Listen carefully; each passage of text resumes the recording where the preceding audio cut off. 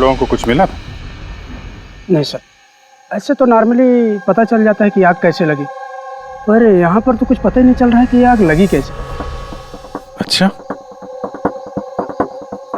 ठीक है, देखो एम्बुलेंस कहाँ तक पहुंची। जी सर।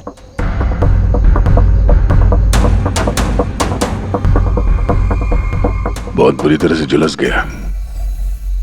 कमाल है, कुछ पता ही नहीं चल रहा है कि आग कैसे लगी है।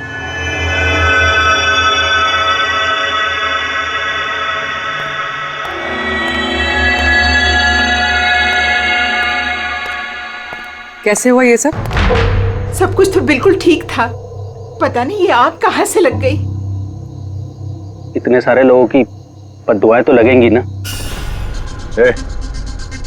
क्या कहा तुमने? पता चला था सर कि दिलीप साहब किसी कोर्ट के केस में फंसे हुए थे। काफी बड़ा चक्कर था, लेकिन अभी कुछ दिन पहले छूट भी गए थे। काफी लोग नाराज भी थे इस बात से। कहीं इसी चक्कर में किसी ने दिलीप को मार तो नहीं दिया? नहीं, कोर्ट ने बरी कर दिया था मेरे पति को, उन्होंने कुछ भी नहीं किया। क्या केस क्या था? 9 साल पहले जीजू के थिएटर में आग लग गई थी, जिसके कारण कुछ लोगों की मौत हो गई थी और सारा इल्जाम जीजू पर आ गया था। ऐसे कैसे हवा में आग लग सकती है? जरूर किसी की प्लानिंग है। किसी पे शक है आप लोगों को? कौन कर सकता है? कोई भी कर सकता है, अनीता भी कर सकती है। कौन कौन अनीता? टोनी की वाइफ, और वो आज यहाँ आई भी थी।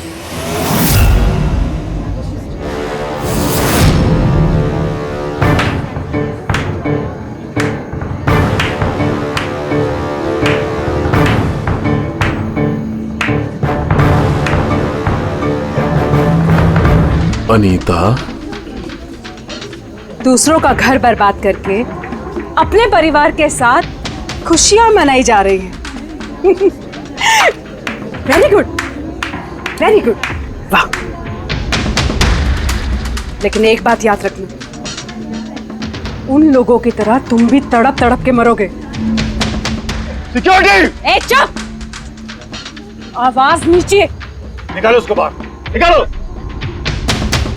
आउट! लगता है तुम दोनों अपने अंजाम से वाकिफ नहीं। तुम्हारा बुरा समय अब शुरू हो गया है, याद रखना। तूने जो किया है ना मेरे टोनी के साथ, याद रखना, इसके बाद तू नहीं बचेगा। सुना तूने? ले जा इसको। तू नहीं बचेगा, नर्क में चलेगा तू। अरे देख क्या रहा है, ले जा इसे। नर्क में चलेगा तू, तड़प तड़प के चलेगा, याद रखना। अरे जा।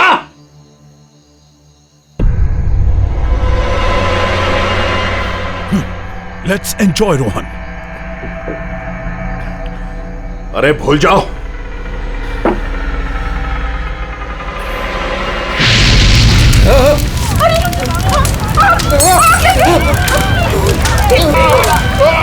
दिलीप और रोहन जिस केस में फंसे थे, उसी केस में कोर्ट ने टोनी को सजा दी थी।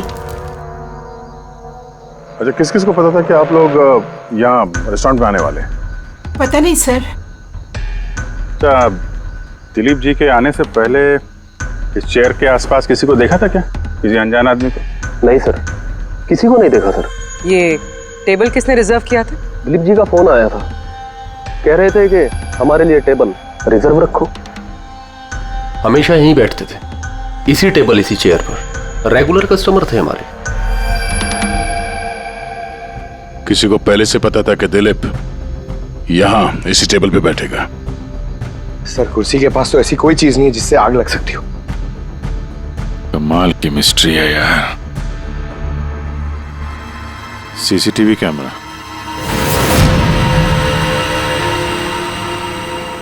इसकी फुटेज से पता चलेगा क्या हुआ था यहाँ पे। ओह माय गॉड, ये सब कैसे हो गया? कौन कर सकता है ये सब? उसी ने जिसने दिलीप का खून किया, सबूत मिटाने के लिए। तो ऐसे कैसे कोई मॉनिटर रूम में घुसा है? सिक्योरिटी कहाँ है तुम्हारी? सर, इस रूम में सिक्योरिटी की जरूरत ही नहीं है, इससे पहले कभी ऐसा हुआ ही नहीं है। सर, सर मुझे नहीं लगता उसके पास टाइम होगा सीसीटीवी फुटेज डिलीट करने का। सर, उसने बस तोड़फोड़ कर दी है। अगर हम किसी एक्सपर्ट को बुलाते हैं सर तो वो शायद हार्ड डिस्क से रिकवर कर पाए सर।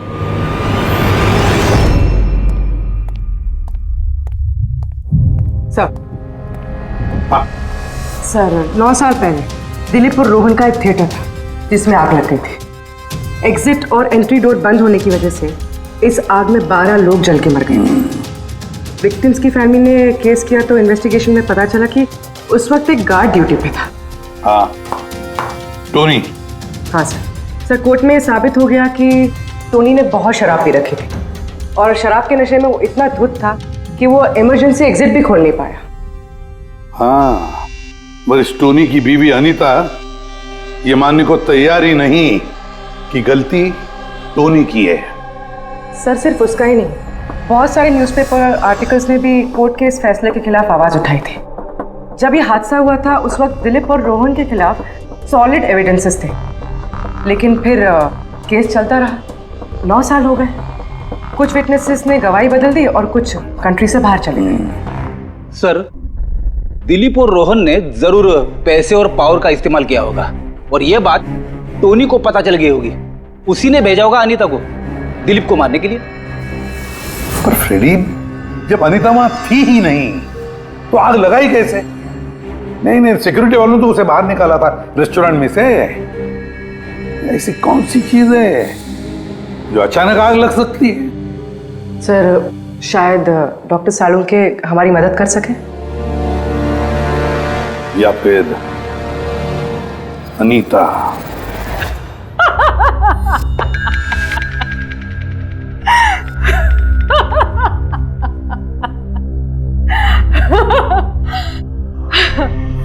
किस बात पे इतना हैरान है?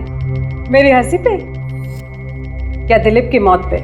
दिलीप की मौत पे तुम इतना खुश क्यों हो रही हो? अब मैं खुश नहीं होंगी तो और कौन होगा? कल रात रेस्टोरेंट से निकलने के बाद तुम कहाँ गई थी? जेल, अपने पति से मिलने। वार्डन के पास सारे रिकॉर्ड हैं, आप चाहें तो चेक कर सकते हैं।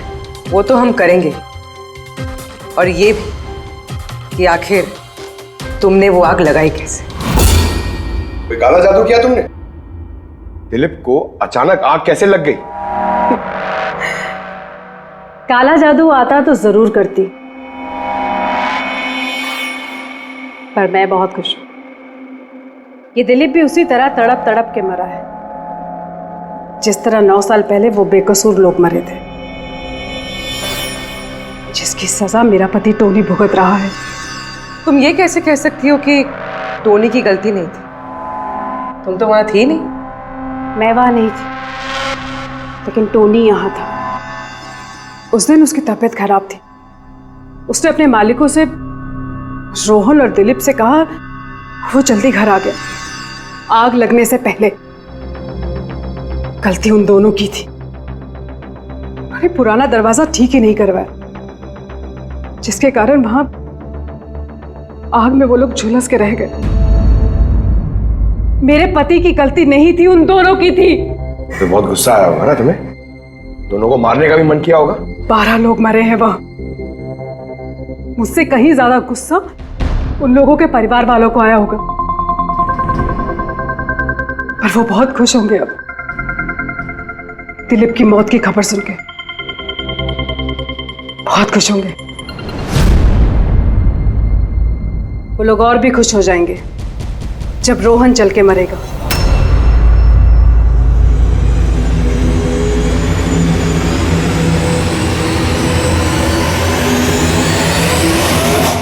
सर 42 लोग हैं, उन 12 विक्टिम के करीबी रिश्तेदार और फैमिली वाले। सस्पेक्ट ज्यादा और वक्त कम।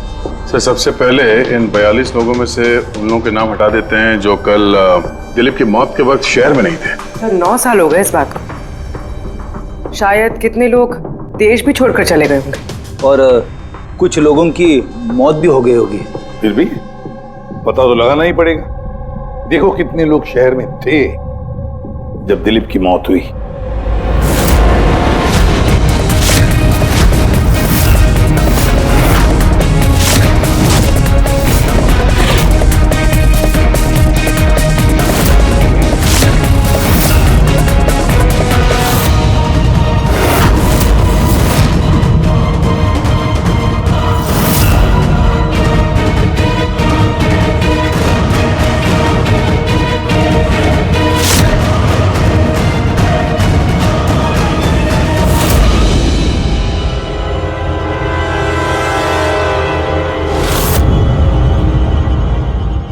हाँ पंकज, कितने बजे?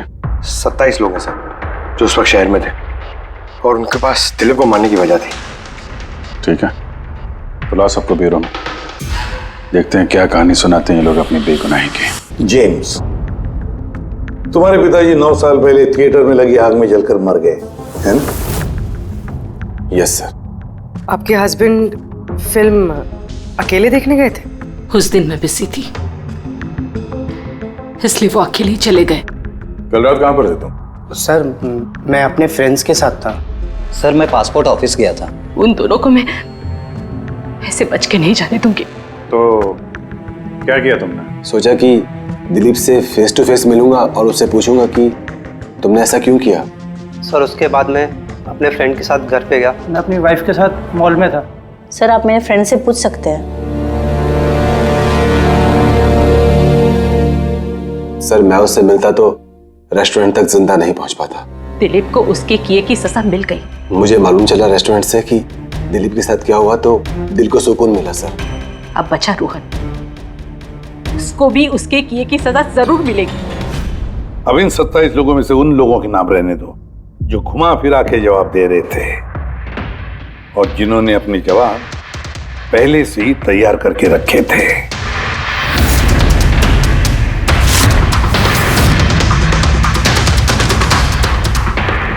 सर अब 15 बजे।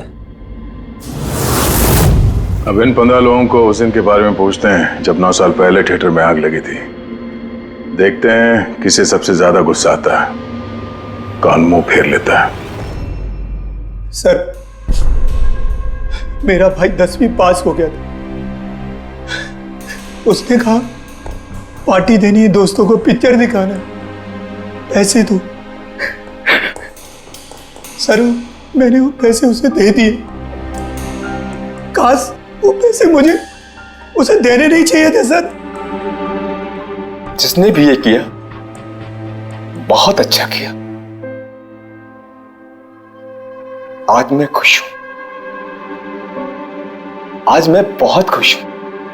कुमार साहब आप यूनिवर्सिटी में फिजिक्स के प्रोफेसर हैं, है ना? Yes sir, head of the department physics. लेकिन मेरे खुद के बेटे को पढ़ाई में कोई इंटरेस्ट नहीं था। बहुत डांटता था मैं उसे, लेकिन अनिकेत के ऊपर कभी कोई फर्क नहीं पड़ा। एक नंबर का बदमाश बन गया था वो। उस दिन भी वो कॉलेज से बंक करके दोस्तों के साथ फिल्म देखने चला गया और सर और वापस घर पे कभी नहीं आया। हिमेश, राइट, कॉन्ट्रैक्टर हो ना तुम? हाँ सर। हिमेश, 9 साल पहले तुम अपनी पत्नी के साथ फिल्म देखने गए थे उस थिएटर में। नई नई शादी हुई थी मेरी। सलोनी के साथ फिल्म देखने के लिए गया था। उसको भूख लगी थी।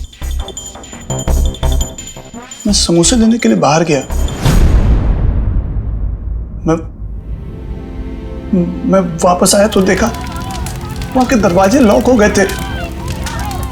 वहां अंदर से लोगों के चिल्लाने की आवाज आ रही थी और धुआं निकल रहा था वहां से। मैंने सब दरवाजे खोलने की बहुत कोशिश की। मैंने बहुत कोशिश की। मैं पागलों की तरह दरवाजा को ठोकता रहा, पीटता रहा। सलोनी चिल्लाता रहा, अरे कोई दरवाजा खोल दो यार, सलोनी। लेकिन मैं कुछ नहीं कर सका सर, मैं कुछ नहीं कर सका। अपनी सलोनी को मैं बचा नहीं सका। वहां पे एक गार्ड भी था ना, टोनी, उससे भी दरवाजा नहीं खुला क्या? नहीं था सर। वहां कोई और गार्ड, किसी और को देखा था तुमने? कोई नहीं था सर, कोई नहीं था। मैं 9 साल पहले जो बात कोर्ट में कहा वही आज कह रहा हूं। जब सिनेमा हॉल में आग लगी थी उस वक्त टोनी वहां पर नहीं था सर।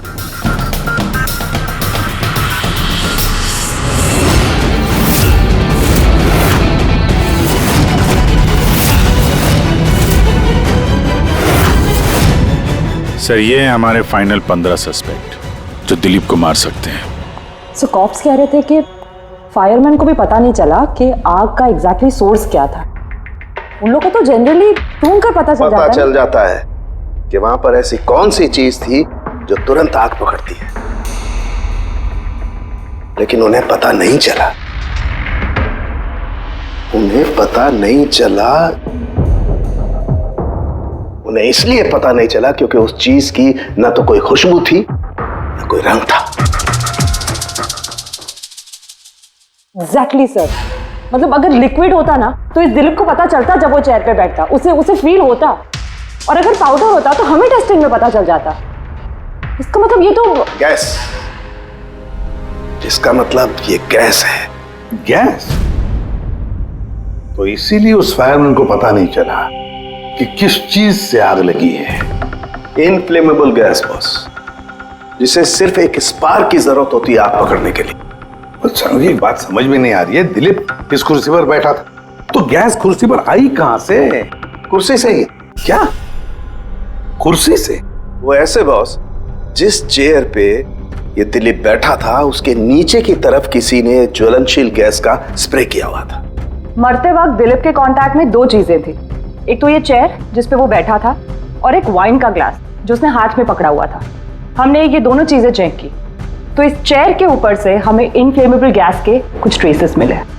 बॉस, हमारे आसपास वातावरण में स्वतः ज्वलनशील पदार्थ होते हैं जो कभी कभी स्पॉन्टेनियसली जल जाते हैं, जैसे कि मार्श गैस एक नेचुरल बायोगैस है और ज्वलनशील गैस इसका मेन कंपोनेंट है।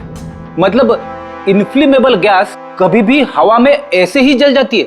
नहीं फ्रेडी, अपने आप नहीं।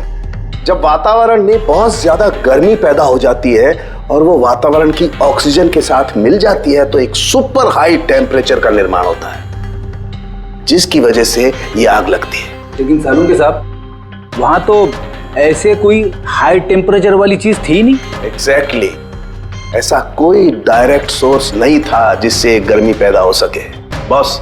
इसीलिए मुझे लगता है खूनी ने कोई एक्स्ट्रा डिवाइस का इस्तेमाल किया है ये अचानक इतना ज्यादा टेम्परेचर बढ़ाने के लिए। और ये कुर्सी तो तैयार बैठी थी, इसे तो सिर्फ एक स्पार्क की जरूरत थी। पर सर, ऐसे कोई हीट कैसे पैदा कर सकता है? हाँ, कर सकते हैं ना पूरे। जैसे उदाहरण के तौर पर मैग्नीफाइंग ग्लास। मैग्नीफाइंग ग्लास पर सूरज की किरणों को खास तरीके से फोकस करके हम बचपन में कागज जलाया करते थे।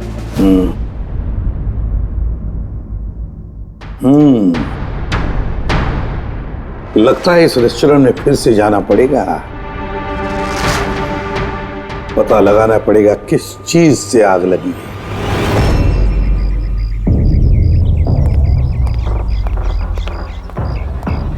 पूरा एरिया छान मार लिया सर, लेकिन ऐसी वो चीज ही नहीं मिली जिससे आग लग सकती है। और ये ओपन रेस्टोरेंट है। जब खूनी ने दिलीप के चेयर के नीचे वो इनफ्लेमेबल गैस स्प्रे किया तो किसी ने तो देखा होगा।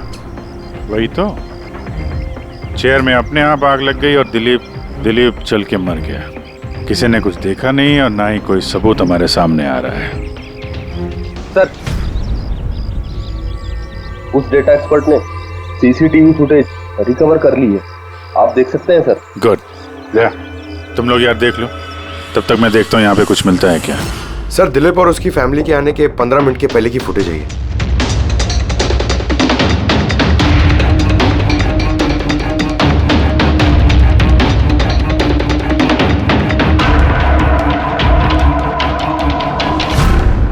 ये कुर्सी चेंज कर रहा है। इसका कोई दूसरा एंगल है क्या इसी टाइम का? चेक करो। एक मिनट सर।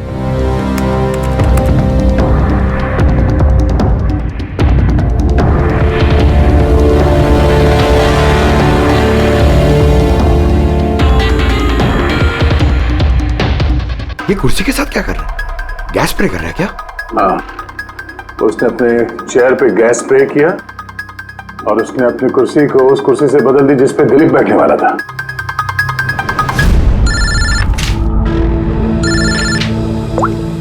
आ गया। अच्छा, great, good work, good work. क्या हुआ सर? जिसने भी दिलीप की कुर्सी के साथ छेड़खानी की ना, उसका पता चल गया है। वो एक आदमी है, उसका मिलता जुलता हुलिया भी मिला है। अब देखते हैं, जया भेजने वाला है फोटोग्राफ।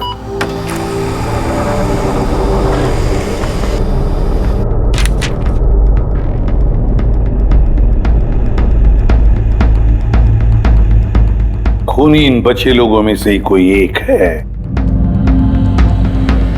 इन्हीं में से एक। और अब इसका अगला शिकार रोहन है।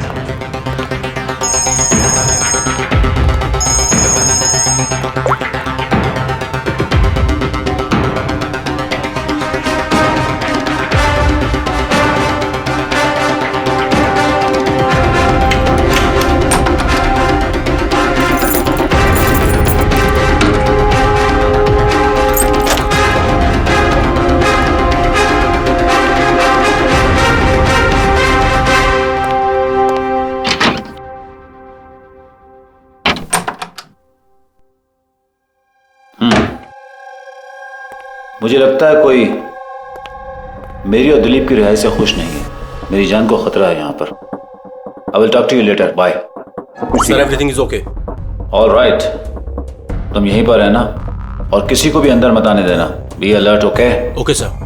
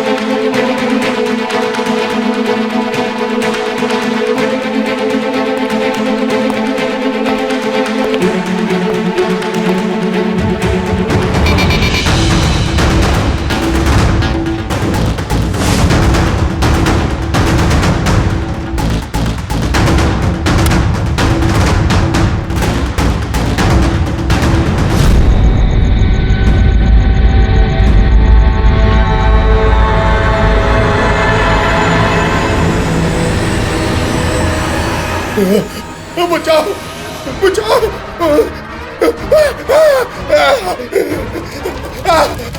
बचाओ, पानी पानी, बचाओ बचाओ, कोई है? बचाओ,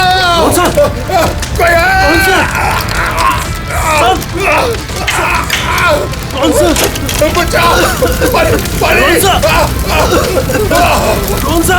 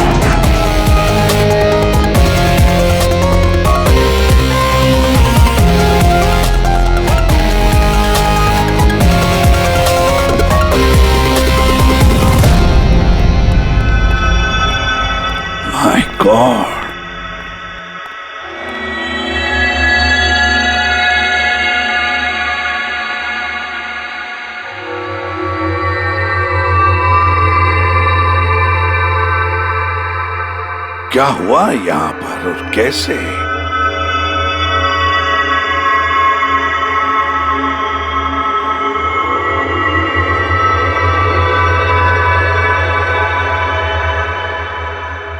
यहाँ पर भी और किसी किस्म की कोई स्मेल नहीं, सिवाय इस जली हुई लाश की बदबू के। यानी ये मर्डर भी इन्फ्लेमेबल गैस से हुआ है? शायद। ये सब हुआ कैसे? हाँ? सर मैं रोहन सर का बॉडीगार्ड हूं सर। अच्छा, तो फिर ये आप लोग कहां थे जब ये सब हुआ? सर रोहन सर ने मुझे बाहर निगरानी के लिए कहा था, तो थोड़ी देर के बाद सर उनके चिल्लाने की आवाज आई तो मैं उनके कमरे की तरफ भागा, लेकिन सर दरवाजे के चारों तरफ से धुआं देखा तो मैं दूसरी चाबी से दरवाजा खोल के अंदर गया तो देखा कि सर रोहन सर जले पड़े थे। आप लोगों को भी कुछ पता नहीं है। कमाल है, कमरे के अंदर कोई लीड नहीं मिला, शॉर्ट सर्किट नहीं हुआ है, ये पर्दा अंदर से बंद है, ये विंडोज परमानेंटली क्लोज्ड है, कोई बाहर से अंदर भी नहीं आ सकता। अब बाहर से अंदर कोई व्यू भी नहीं है, कोई देख नहीं सकता, तो फिर आदमी मरा कैसे? इससे लगी है आग बॉस।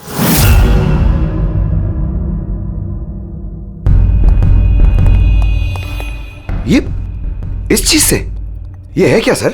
फिलामेंट है। फिलामेंट? इलेक्ट्रिक बल्ब के अंदर का फिलामेंट। और जब इस फिलामेंट में इलेक्ट्रिक करंट पास होता है तो ये गर्म होकर के लाल हो जाता है। बॉस, खूनी ने भी इसी टेक्निक का इस्तेमाल किया है उस ज्वलनशील गैस को जलाने के लिए।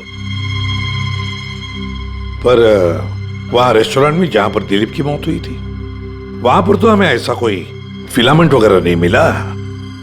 और इतनी छोटी सी चीज है, वो खुली जगह है, उड़ गई होगी शायद कहीं, लेकिन यहाँ तो पूरा कमरा बंद है, इसीलिए पलंग के नीचे मिल गया मुझे।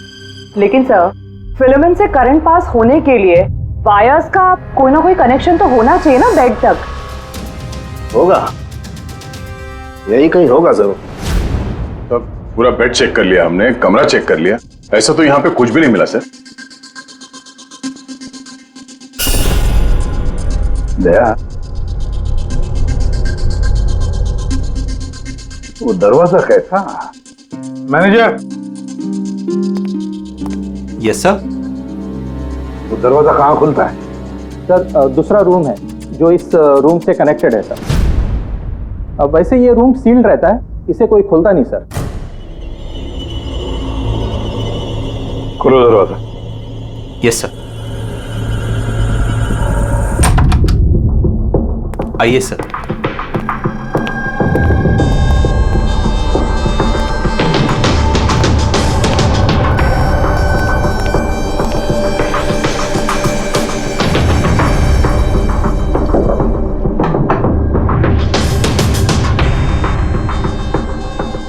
मैनेजर साहब, किसका कमरा है ये? कौन रहता है इस कमरे में?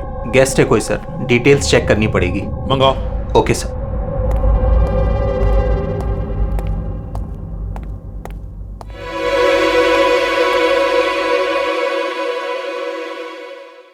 सर, वहां उस कमरे में जो कुछ भी हुआ है सर, वो इसी कमरे से किया गया। लेकिन अगर करंट इस रूम से पास किया गया है तो यहाँ से उस बेड तक कोई ना कोई वायर तो होनी चाहिए ना। और अगर वायर अगर होती तो बॉस रोहन को दिखाई भी देनी चाहिए। हाँ, शायद उसके बॉडीगार्ड ने भी देखा हो। बुलाओ उसके बॉडीगार्ड को। आप आया।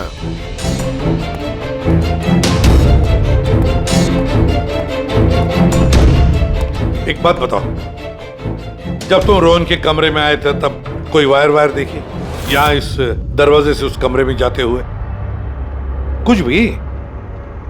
नहीं सर, रोहन सर के रूम के अंदर जाने से पहले मैंने रूम को पूरी तरह से चेक किया था सर, लेकिन वायर जैसी कोई चीज उस रूम में नहीं दिखाई दी। ठीक है, जाओ तुम।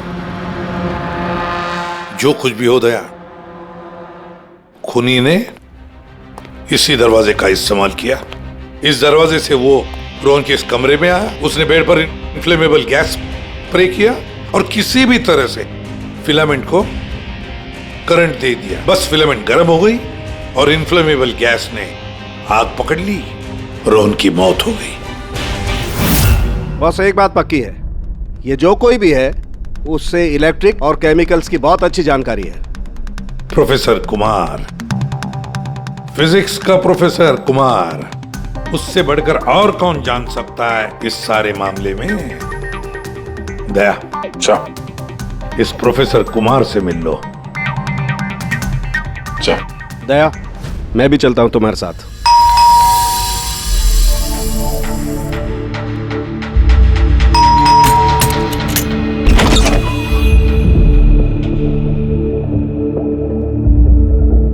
प्रोफेसर कुमार है घर पे?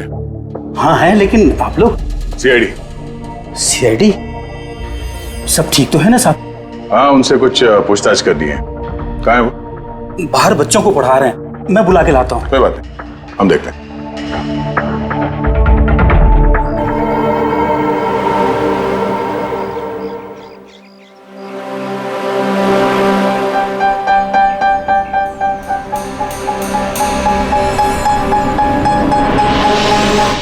मिस्टर कुमार, हमें आपसे कुछ पूछताछ करनी है। पूछिए, क्या पूछना है? इसे पहचानते हैं आप? ये तो फिलामेंट है। गुड, सही पहचाना आपने। आपको पता ही ये फिलामेंट हमें कहाँ से मिला? ये तो आप ही को पता होगा कहाँ से मिला आपको। रोहन के बेड के नीचे से। कल रात उसी बेड पे रोहन जल के मर गया। व्हाट? रोहन की भी डेथ हो गई? कल रात आप कहाँ पर थे? रात 9 से लेकर सुबह 3 बजे तक। आप मुझ पर शक कर रहे हैं? ये हमारे सवाल का जवाब नहीं हुआ मिस्टर कुमार। कल मैं पूरा दिन और पूरी रात घर पे ही था। कोई गवाह? जी हाँ, मेरा नौकर रामू और विकास। Please come here.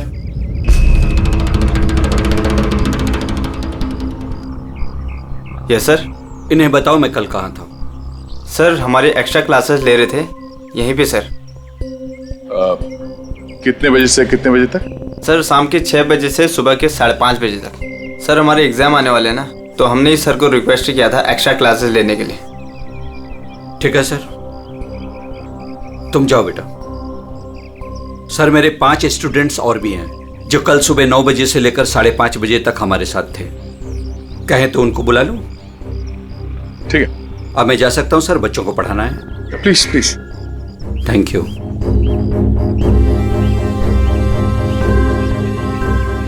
हाँ तो बच्चों में ये कह रहा था कि बिना सोल्डरिंग वायर के भी हम मदरबोर्ड फिक्स कर सकते हैं with the help of adhesive conductor.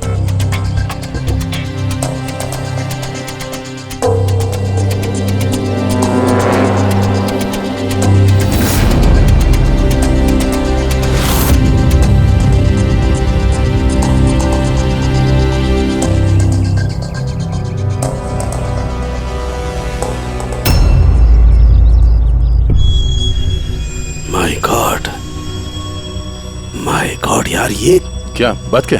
अरे यार, ये गलती मुझसे कैसे हो गई? क्या? गॉड, बूढ़ा हो गया हूं मैं, बूढ़ा हो गया हूं मैं।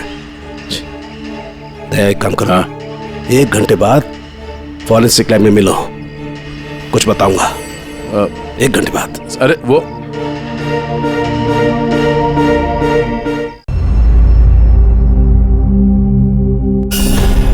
लो बस एक काम करो, इस स्विच से इन बल्ब्स को जलाओ। इस स्विच से? इस स्विच से? हाँ हाँ, इस स्विच से। यार ना कोई कनेक्शन है, कुछ है, कैसे जलेंगे ये? तुम सवाल मत किया करो, कभी कभी मेरी बात भी मान लिया करो यार। कभी कभी। ये ले। क्या सर, ये तो कुछ हुआ भी नहीं। होगा होगा। अरे क्या होगा? होगा ही नहीं। अरे होगा यार, बिलीव नहीं होगा। 1 मिनट। क्या इसकी तबीयत ठीक है ना? हाँ? तो पता नहीं क्या हुआ है, वो जब से वो प्रोफेसर कुमार से मिलके आया ना, बस बल्ब के साथ ही खेले जा रहे हैं। बात बताओ, वो फिंगरप्रिंट्स का क्या रिपोर्ट आया? वही जो फिंगरप्रिंट्स उन्हें होटल वाले से लिए थे और रूम में उठाए थे। तो फिंगरप्रिंट्स तो बहुत सारे मिले, लेकिन सारे स्टाफ मेंबर्स के ही हैं, उसके अलावा और किसी के नहीं मिले। ये कैसे हो सकता है?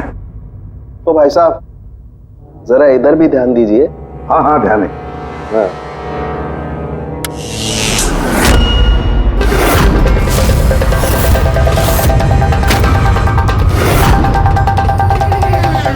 अरे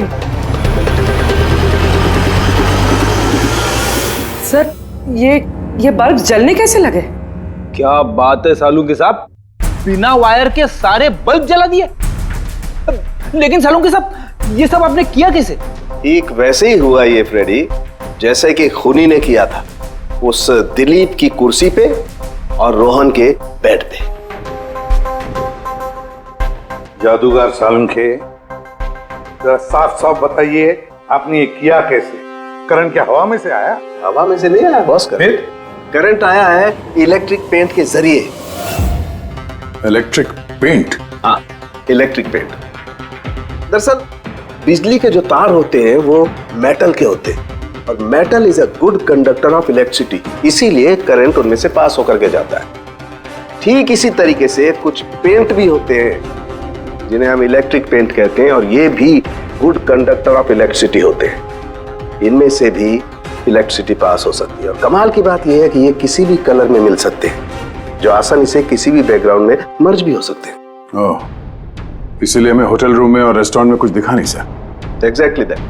खूनी ने दरअसल होटल के कमरे का और रेस्टोरेंट के फ्लोर का दोनों का कलर इस कलर के साथ मैच किया, इसीलिए हमें दिखाई नहीं दिया। तो ये इलेक्ट्रिक करंट, आई मीन ये जो इलेक्ट्रिक पेंट है, ये आसानी से मिल जाता है? हाँ, मिल जाते हैं। दरअसल इलेक्ट्रिक सोल्डरिंग और रिपेयरिंग के काम में आते हैं, और इनकी सबसे बड़ी खासियत ये है कि ये आमतौर पर नंगी आंखों से दिखाई नहीं देते, सिर्फ इंफ्रारेड लाइट में ही ये दिखाई देते हैं। मैं दिखाता हूँ।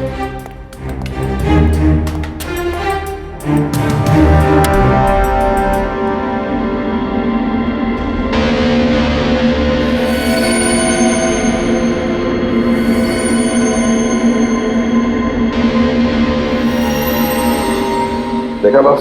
हाँ, खूनी ने भी ऐसे ही इस इलेक्ट्रिक पेंट का इस्तेमाल किया और ये सर्किट बनाया।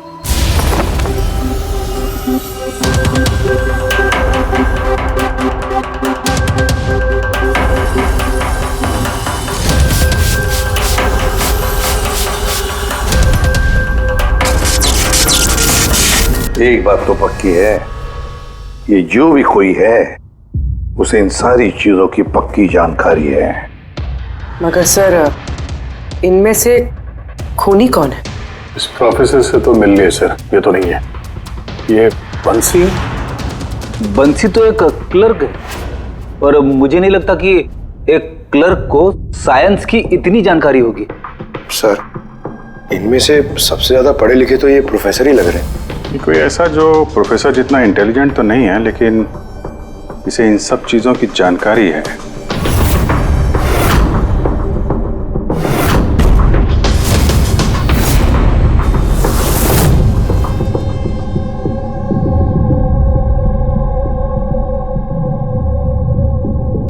वो ये है अभिजीत, ये है वो।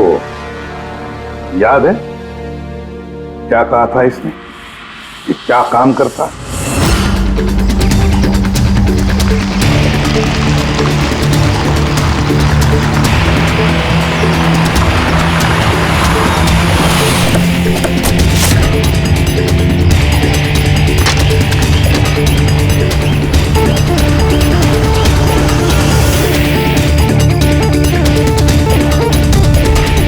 चले ससुराल।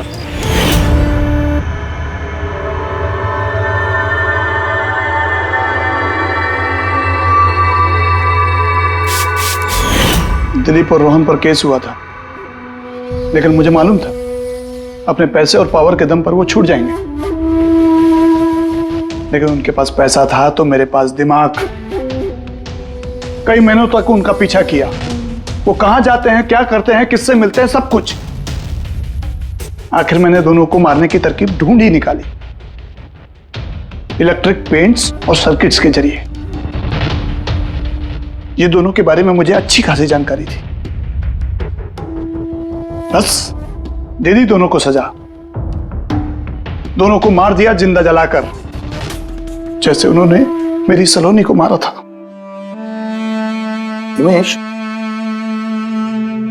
तुम्हारी पत्नी के साथ जो कुछ भी हुआ उसका हम सबको अफसोस है, लेकिन दिलीप और रोहन को मारकर तुम्हें क्या मिला? क्या तुम्हारी पत्नी वापस आ गई?